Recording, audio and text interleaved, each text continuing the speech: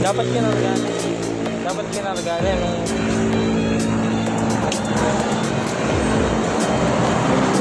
so, tinatawag po unit kani unit TMX 125 na. So, dala na po kung siya karang mga kargang baterya na. Sabi daw kaya yung baterya na. Sir, sabi daw kaya mo na. Ede po rin kargan. Ngayon yung problema na sir, starter. Yan lang. Bisa na. Yan na. Kasi na niya po yung kayang neutral light. Yan, makanya mo. So, yung problema na po ng motor na siya, baterya. Ngayon po, pagit kayo na jumperan tayo. Gawin tayo nung okay yung baterya ngayon. So, ganun part tayo ni kinawa ko lang pangalag na.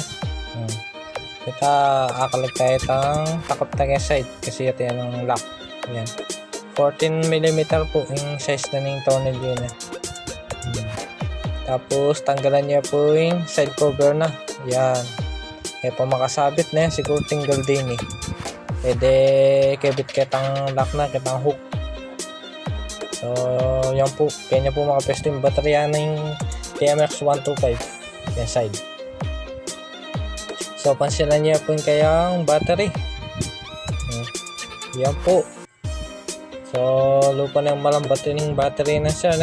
Siguro, tune na kayo mga 3 banway ni. So, yan may nasinnepen. So, yan po yung problema na ng motor na. Kaya, siyang mandarin kayang starter. Diyos ko, baka niya na po kondisyon ng kayang battery.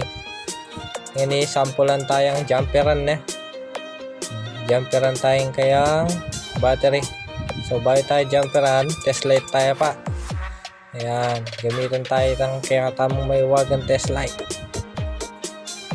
So, kabit siya mo kay negative, itang clip na yung test light. Baita akit siya no, okay pa yung kayang battery.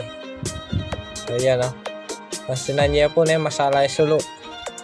Ayan So, yung gawan tamo po, patalan tayo cancel, tapos pindutan tayo tang kayang button starter. Pansinan niya po yung kaya yan po, aldo ka na po. So, meaning to say po, may naning kayang battery, kaya yan na i-start. Pero magtaka kayo, atin yung busina, atin yung flasher yan. Pero kayong starter, yan na i-agyo. So, yung gawan tamo, jumperan tayo Ayun may damtamong baterya, sana masikan yung